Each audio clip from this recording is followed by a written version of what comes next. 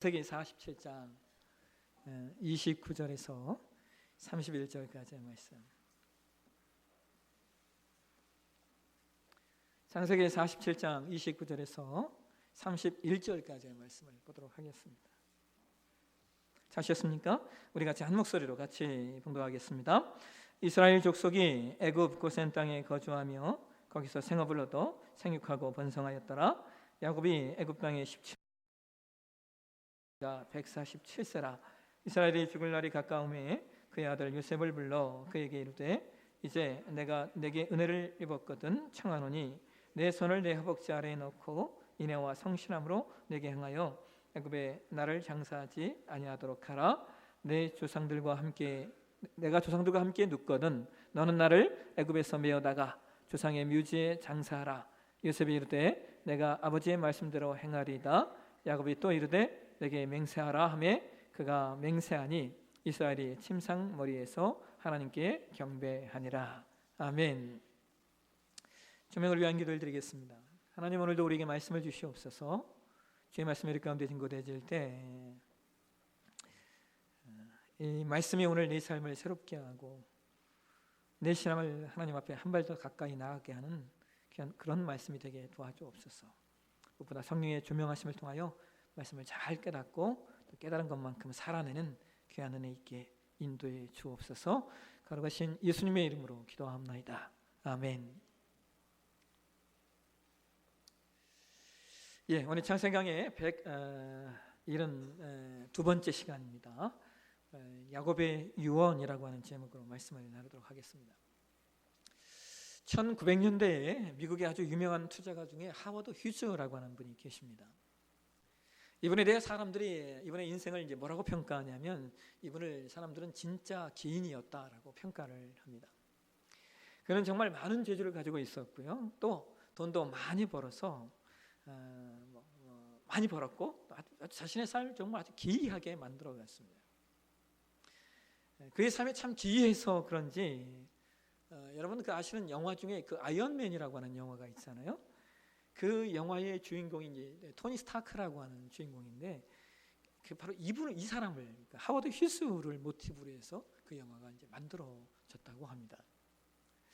하워드 휴즈는 영화사, 항공사, 방송국, 호텔, 도박장 등 50개나 되는 사업체를 소유한 대부호이자 경제계의 실력자였고 한때는 이제 할리우드의 유명한 여배우들과 수많은 연문을 뿌리기도 했던 사람이었습니다.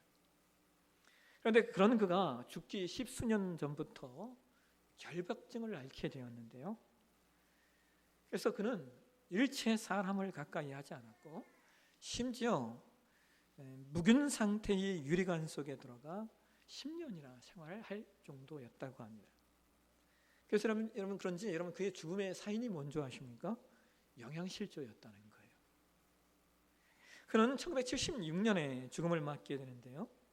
그 당시 약 2조 4천억 원의 거액을 남기고 그는 사망을 합니다. 그런데 그가 죽음에 이르렀을 때 남겼던 말이 아주 유명합니다.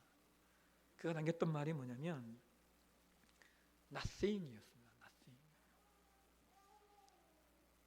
그는 그 죽음의 순간 앞에 nothing 아무것도 아니야 라는 말을 반복하다가 숨을 거두었다고 합니다. 여러분 1900년대 약 2조 4천억 원의 거대한 재산을 가지고 있었던 사람이 자신의 마지막 길에 남긴 마지막 유언이 그 마지막 말이 nothing이었다라고 하는 것은 사람이 삶과 인생에 대해 얼마나 깊은 고찰이 필요한가를 우리에게 시사해주고 있는 것 같습니다. 오늘 저와 여러분이 봉독한 말씀도 야곱의 마지막 유언에 관한 말씀이 기록되어져 있어요. 지난 시간에 나누었듯이 야곱은 애굽으로 내려와 17년을 기거하면서 아담과 하하가 잃어버렸던 생육하고 번성하라라는 말씀이 자신의 마지막 인생 여정 가운데 회복되어지는 놀라운 은혜를 경험합니다. 그렇게 놀라운 은혜의 시간을 17년 동안 누리며 살던 야곱이 이제 그의 나이 147세에 자신의 삶의 마지막이 가까웠음을 알고 마지막을 준비하고 있습니다. 오늘 저는 야곱의 마지막 유언에 관한 말씀 속에서 두 가지 내용을 살펴보려고 하는데요. 첫 번째 내용은 이런 겁니다.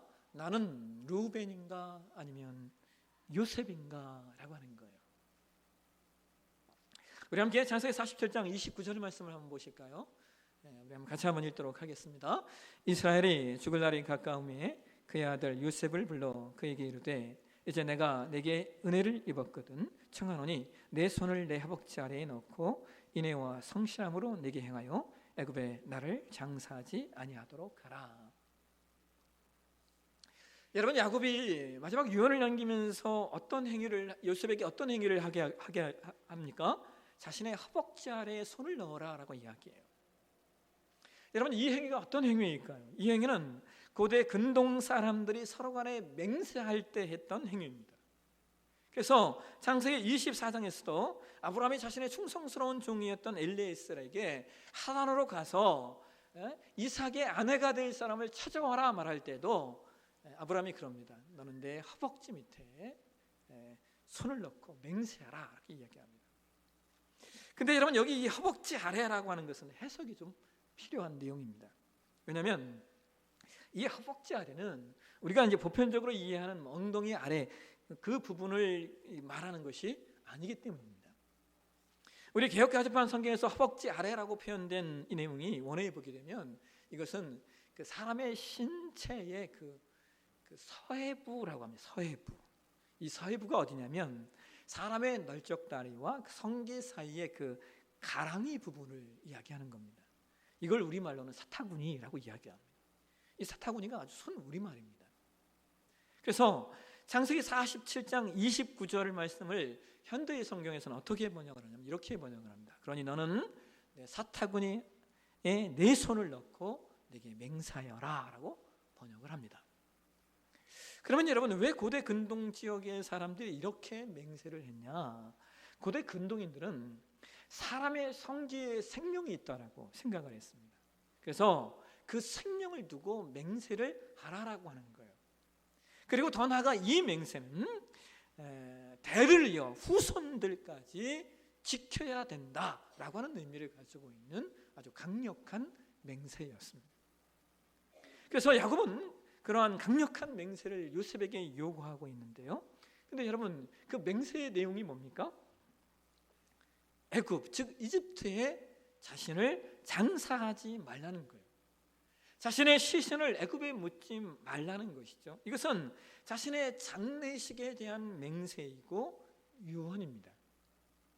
여러분, 부모가 자신의 장래에 대해 유언을 남기니 이것이 얼마나 중요하겠습니까? 그런데 여러분, 우리가 여기서 하나 놓치지 않아야 할 게 있어요. 그것이 뭐냐면 우리 사회도 그런 문화가 있지만 그 당시 고대 근동의 문화적 배경에서 보면요, 이런 맹세는 이런 유언은 반드시 누구에게 남기냐면 장자에게 남기는 유언이었습니다. 여러분, 야곱의 장자가 누구입니까? 루벤입니다. 요셉이 아무리 애굽에서 성공했다 하더라도 아버지가 자신의 유언을 남기는 것은 장자 루벤에게 하는 것이 맞다는 거예요. 그런데 여러분, 왜 야곱은 장자 루벤이 아닌 요셉에게 자신의 유언과 맹세를 남기는 것일까요? 여러분, 야곱이 왜 요셉에게 자신의 유언을 남기느냐? 그 이유는 단 하나예요. 창세기 35장 22절 말씀 한번 보실까요? 그러면 같이 한번 읽겠습니다. 이스라엘이 그 땅에 거주할 때에 르우벤이 가서 그 아버지 첩 비라와 동침하며 이스라엘이 이를 들었더라. 야곱의 아들은 12이라. 여러분, 르우벤이 장자의 권리를 잃어버린 이유는 그가 아버지의 침상을 더럽히는 죄를 지었기 때문입니다. 여러분, 아들이 아버지의 침상을 더럽힌다, 이것만큼 무서운 죄가 어디 있겠습니까? 근데 여러분, 르우벤이 지은 이 죄가 이게 얼마나 무서운 죄였냐면 이것이 어떤 실수나 혹은 어떤 부지중의 어떤 일시적인 욕구에 의해 지은 죄가 아니기 때문입니다. 학자들은 르우벤이 비라와 동침한 이유에 대해서 뭐라고 말하냐면요, 이것은 아주 계획된 의도적인 죄라는 거예요. 이게 무슨 말이냐면 당시 빌하는 야곱이 그토록 사랑했던 아내였던 그 라헬의 시녀였습니다. 근데 라헬이 처음에 자식을 낳지 못하죠. 그런데 그의 언니인 레아는 자식을 잘 낳는 거예요. 그러니까 라헬이 이것을 시기해서 야곱에게 자신의 여종인 빌하를 이렇게 내어주면서 그를 통해 자식을 낳게 합니다. 그래서 빌하가 야곱의 첩이 되는데요. 근데 여러분, 루벤이 빌하와 동침한 때가 언제냐? 창세기 35장 아까 22절 말씀이라고 했잖아요. 근데 여러분, 창세기 35장 22절 그 앞구절에 어떤 이야기들이 나오는 줄 아십니까? 라헬이 베냐민을 낳다가 산고로 죽은 내용입니다. 그러니까 루벤이 빌하와 관계를 동침한 것이 누가? 라헬이 죽은 그 다음이라는 거예요. 여러분, 이게 무엇을 말하는 거냐면요, 루벤이 빌하와 동침한 이유가 라헬을 사랑했던 야곱이 라헬이 죽은 다음에 그 사랑이 빌하에게로 갈까 봐 의도적으로 범했다는 거예요. 그렇게 하여 아버지에게 사랑받지 못했던 자신의 어머니 레아를 지키려 했고, 동시에 자신이 아버지에게 사랑받지 못했던 일에 대하여 복수를 했다라고 하는 거예요. 여러분, 이 얼마나 안타까운 가족사입니까? 근데 어쨌든 르우벤의 죄가 그냥 우리가 부지중에 실수로 지은 죄가 아니라 아주 의도된 계획적인 죄였다는 겁니다. 그래서 여러분, 여기서 우리가 하나 놓치지 않아야 할 것이 있어요. 그것이 뭐냐면, 여러분, 르우벤이 아버지에게 무서운 죄를 지었어요. 그런데 그렇다고 해서 르우벤이 이스라엘의 계보에서 제거되었습니까? 그렇지는 않죠. 르우벤이 여전히 이스라엘의 계보를 이어가요. 아마도 르우벤이 하나님과 그리고 그의 아버지 앞에 용서를 구했을 거예요. 그래서 하나님도 그를 용서하셨기 때문에 그가 이스라엘 12지파의 족보를 이어가는 겁니다. 근데 여러분, 그럼에도 불구하고요, 르우벤이 그 죄로 말미암아 그가 잃어버린 것이 있다는 거예요. 뭡니까? 장자의 권리와 장자의 축복을 잃어버린 거예요. 여러분, 하나님이 선택하신 사람이 어떤 죄를 범했다고 해서 당장에 그를 구원의 자리에서 떨어뜨리시는 분은 아니에요. 하나님이 선택하신 사람들이 이 땅에서 죄를 지었다면 그 죄를 회개하게 만드셔요. 그리고 그 죄에서 그가 고침받도록 하나님 반드시 행하십니다. 그래서 그를 마침내 구원의 자리에 서게 하셔요. 이것이 기독교 신앙의 아주 중요한 교리인 성도의 견인이라고 하는 교리예요. 그런데 그럼에도 불구하고 하나님이 우리를 구원의 자리에서 떨어뜨리게 하시지는 않지만 하시는 것이 있다는 거예요. 뭐냐면, 하나님이 알아가시라고 했던 이 땅에서의 은혜와 이 땅에서의 하늘의 복을 잃게 된다는 거예요. 장자의 권리와 장자의 축복을 놓치게 된다는 거예요. 뭐가요? 우리가 이 땅에서 하나님 사람임에도 불구하고 의도적으로 아주 계획적인 죄를 지었을 때 말입니다. 반면에 여러분, 이 원리가 정확하게 반대로 성취된 사람이 있어요. 누구입니까? 요셉입니다. 여러분, 요셉에게도 무서운 죄의 유혹이 있었죠. 대표적인 것이 보디발의 아내의 유혹이었어요. 근데 여러분, 성경이 모든 내용을 다 기록할 수 없어서 그렇지 요셉의 삶에 얼마나 많은 유혹이 있었겠습니까? 특별히 그는 애굽의 절대 권력자로서의 삶을 오랫동안 살았던 사람이에요. 여러분, 우리가 역사 속에서 그런 얘기를 하잖아요. 절대 권력은 타락할 확률이 대단히 높다는 거예요. 그런데 그러한 절대 권력을 갖고도 타락하지 않았던 사람이 누구냐? 그 사람은 바로 요셉이라는 거예요. 그러니까 여러분, 오늘 저와 여러분의 삶이 바로 이런 삶 되셨으면 좋겠습니다. 여러분, 성경이 야고보서 1장 27절에 이런 얘기를 해요. 우리 함께 같이 한번 보실까요? 하나님 아버지 앞에서 정결하고 더러움이 없는 경건은 곧 고아와 과부를 그 환난 중에 돌보고 또 자기를 지켜 세속에 물들지 아니하는 그것입니다. 여러분, 저는 야고보서 1장 27절 말씀을 묵상할 때마다 좀 말씀이 아주 귀하잖아요. 근데 제 마음까지 깊이 들어온 말씀이 뭐냐면 이 말씀이에요. 자기를 지켜라는 내용이에요. 자기를 지켜. 하나님의 사람으로 자기를 지켜.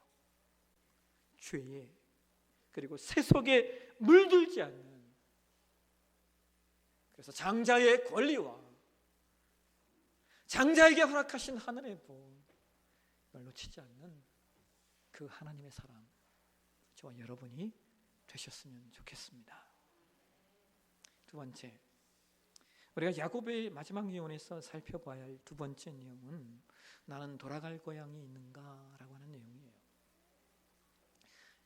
여러분 기억하세요? 제가 11월 달에 했던 설교에서 그 프랑스의 대표적인 사상가인, 철학자인 그 장폴 샤르트르에 관한 이야기를 했어요. 기억나세요? 장폴 샤르트르는 프랑스의 아주 대표적인 철학자이고 사상가예요. 아주 유명했습니다. 그래서 사람들이 무슨 얘기를 하냐면요, 이 장폴 샤르트르 때문에 프랑스의 모든 젊은이들이 모두 다 교회를 떠났다고 말할 정도예요. 왜냐하면 샤르트르가 외쳤던 대표적인 내용이 무신론적 자유와 그리고 죽음의 자유라는 사상이었기 때문에. 그런데 여러분, 놀라운 것이 뭐냐면 그가 그토록 무신론적 자유와 죽음의 자유를 외쳤건만 정작 자신의 죽음 앞에서는 심한 공포로 인하여 발작 증세를 일으켰다는 거예요. 그가 1980년 3월에 폐수종으로 병원에 입원하면서 보였던 죽음에 대한 공포가 얼마나 컸던지, 그가 일으켰던 발작 증상이 얼마나 컸던지요, 프랑스 정부가 그의 명성을 고려해서 그것을 은폐했다는 겁니다. 그로부터 한 달 후에 그가 사망하자 프랑스의 모든 언론이 그가 왜 병원에서 그렇게 죽음의 공포에 휩싸여 죽어가야 했는가를 분석했대요. 그 분석이 뭐였다고 말씀드렸어요? 샤르트르에겐 돌아갈 고향이 없었다. 이게 프랑스 언론이 내렸던 결론이에요. 여러분, 서론에 말씀드린 하워드 휘즈도 마찬가지예요. 그가 얼마나 질병과 죽음에 대한 두려움이 있었으면 10년 동안 묵유실에 들어가 살았겠습니까? 여러분, 오늘 보면 창세기 47장 30절에 성경이 이런 얘기를 합니다. 우리 한번 같이 한번 보실까요? 내가 조상들과 함께 눕거든 너는 나를 애굽에서 메어다가 조상의 묘지에 장사하라. 요셉이 이르되 내가 아버지의 말씀대로 행하리이다. 여러분, 야곱은 왜 그렇게 조상의 묘지에 묻히기를 소망했을까요? 여러분, 여기 이 조상의 묘지는요, 창세기 23장에 아브라함이 아내 사레를 장례하기 위하여 해쪽 속으로부터 산 막벨라 굴을 말하는 거예요. 이 막벨라 굴은 당시에 하나님께서 가나안 땅을 아브라함에게 주시겠다라고 약속하셨던 그 언약이 이루어지는 첫 번째 내용입니다. 아브라함이 가나안 땅에 와서 이제 그 땅을 삼으로 말미암아 하나님의 하나님의 언약의 언약이 성취가 시작되는 거예요. 그 야곱도 바로 그 하나님의 언약이 이루어진 땅에 자신이 시신이 머물러야 하고, 동시에 그의 후손들에게 지금은 너희가 애굽 땅에 있지만 너희가 그 땅을 잊어서는 안 된다. 그리고 내가 돌아간 것 같이 너희들도 언젠가 그 땅에 돌아가야 함을 알려주고 있는 거예요. 여러분, 오늘 저와 여러분 돌아갈 본향이 있으신가요? 여러분, 구약성경에 등장하는 가나안 땅은 단순히 이 세상의 땅을 의미하는 게 아니에요. 여러분, 구약성경에 등장하는 성전, 이거 역시 마찬가지예요. 단순히 건물 성전을 말하는 게 아니에요. 여러분, 예수께서 그래서 그런 말씀하잖아요. 그 성전이 무너질 것이다, 예수님 말씀하시고 실제로 무너졌지 않습니까?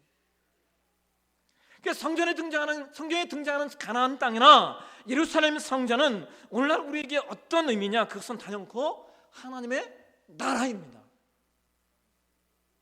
구약의 가나안 땅이 우리에게 알려주는 상징은 하나님의 백성들이 궁극적으로 거하는 하나님 나라가 있다는 거예요. 성전도 역시 하나님 백성들이 궁극적으로 거하게 되는 하나님의 나라가 있음을 우리에게 알려주고 있는 겁니다. 다시 말하면 가나안 땅이나 성전이나 모두 다 하나님 나라라고 하는 천국의 모형으로 이 땅 가운데 허락하신 내용이라는 거예요.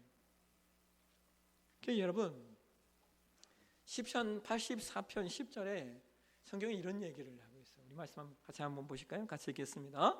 주의 궁정에서의 한 날이 다른 곳에서의 첫날보다 나은즉 악인의 장막에 사는 것보다 내 하나님의 성전 문지기로 있는 것이 좋사오니. 여러분, 우리 신앙의 결론은 바로 이거예요.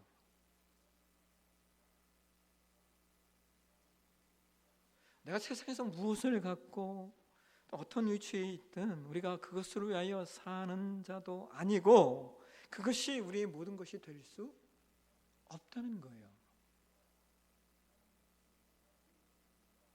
여러분, 세상에서 가장 강력한 사람이 누구인 줄 아십니까? 예? 세상에서 가장 무서운 사람이 누군지 아세요? 세상에서 가장 강력하고 세상에서 가장 무서운 사람은 세상 것으로 그를 흔들 수 없는 사람이에요. 세상 것으로 그를 흔들 수가 없는데 그가 두려울 것이 무엇이고 그가 무서울 것이 무엇이겠어요? 그런데 여러분, 그러한 삶이 우리에게 어떻게 만들어지느냐? 아주 단순해요. 아주 심플해요. 우리의 삶이 이 땅의 것을 바라보며 사는 것이 아니라 본향의 것을 바라보며 살면 된다는 거예요. 이게 우리 신앙의 결론이 되셔야 된다라고 하는 거예요. 여러분, 설원에 1900년대 대부호였던 하워드 휴즈라는 분에 대하여 말씀을 들었어요. 근데 1800년대에 구두 외판원으로 사업을 시작해서 백만장자가 되었던 사람이 있어요. 그 이름은 드와이트 무디입니다. 그는 사업으로 백만장자가 되었던 사람이지만 자신의 인생 삶을 단순히 돈을 많이 버는 사업가로 끝내지 않았습니다. 그래서 오늘날 우리가 기억하는 드와이트 무디는 19세기 아니 역사상 가장 탁월한 복음 사역자 중 한 명으로 기억되고 있습니다. 여러분, 놀라운 게 뭔지 아세요? 그는 목회자가 아니었습니다. 그는 주일학교 교사로 한 명의 성도로서 사업가를 넘어서서 복음 전파를 위하여 그리고 가난한 이들을 구제하기 위하여 일평생을 바쳤던 하나님의 사람입니다. 그의 삶이 얼마나 존귀했던지요. 사람들이 그의 이름을 따서 학교를 만들었고 그리고 그를 기념하기 위하여 기념관까지 세웠습니다. 1899년에 무디 선생도 하나님 앞에 소천을 받습니다. 그런데 그 역시 사람들이 기억하는 아주 유명한 마지막 말을 남겼는데요. 무디 선생의 아들 윌 무디가 이제 아버지를 이제 마지막 누워 계신 아버지를 간호하고 있는데 잠자고 있던 무디 선생이 갑자기 작은 목소리로 이렇게 말하더랍니다. 아, 이 땅은 물러가고 내 앞에 하늘이 열리고 있구나. 아, 이 땅은 물러가고 내 앞에 하늘이 열리고 있구나. 그 말을 듣고 옆에서 가나오던 아들이 아버지가 꿈을 꾸고 있다고 생각하고요, 잠을 이렇게 깨우려 했대요. 그래서 무디 선생이 이렇게 말하더래요. 유라, 이것은 꿈이 아니란다. 이것은 꿈이 아니란다. 참으로 아름답고 황홀하구나. 이것이 죽음이라면 죽음이란 달콤한 거야. 이곳에는 골짜기가 없어. 하나님이 나를 부르고 계시구나. 나는 가야만 해. 이때 무디 선생의 마지막을 직관한 이제 모든 가족들이 무디 선생의 침실로 이렇게 다 들어왔어요. 근데 무디 선생의 가족들, 그 후손들이 다 이렇게 침실에 들어왔는데 그 자리에 그 무디 선생의 손자인 드와이트와 아이린만이 그 자리에 없었대요. 왜냐하면 이 드와이트와 아이린이 얼마 전에 사망했기 때문입니다. 얼마 전에 그 아이들이 죽어서 그 자리에 없었던 거예요. 근데 바로 그때 갑자기 무디 선생이 얼굴이 환해지더니 이렇게 외치더래요. 드와이트, 아이린, 아이들이 저기 있구나. 나는 그들을 볼 수 있어. 그리고 잠시 후 그는 기쁨과 환희에 빛나는 얼굴로 조용히 숨을 거두었습니다. 여러분, 오늘 저와 여러분에게 돌아갈 고향이 있으신가요? 여러분, 이 질문에 우리는 네, 나는 돌아갈 고향이 있습니다 라고 말씀하셔야 돼요. 오늘날은 내가 눈을 감음과 동시에 천국에서 눈을 뜰 것입니다. 이 확신이 우리 가운데 있으셔야 돼요. 우리가 반드시 돌아갈 고향이 있기 때문에 오늘 우리 이 땅에서의 삶, 여러분 루벤의 삶이 아니라 요셉처럼 그 삶으로 우리의 삶을 지켜가는 저와 여러분의 믿음의 여정이 되시길 주의 이름으로 축원합니다. 기도하겠습니다. 하나님, 야곱의 유언을 보면서 오늘 우리가 남길 수 있는 유언이 무엇인가 우리도 생각해 봅니다. 하나님, 우리에게 허락되어진 삶, 루벤이 아닌 요셉처럼 이 땅에서의 삶 살아낼 수 있도록 우리를 인도해 주시고 우리의 삶의 모든 정들이 하나님 나라를 바라보고 사는 본향이 있기에 본향을 놓치지 않는 삶, 그래서 세상 것에 흔들리지 않는 존귀한 삶 살아나게 도와주옵소서. 거룩하신 예수님의 이름으로 기도하옵나이다. 아멘.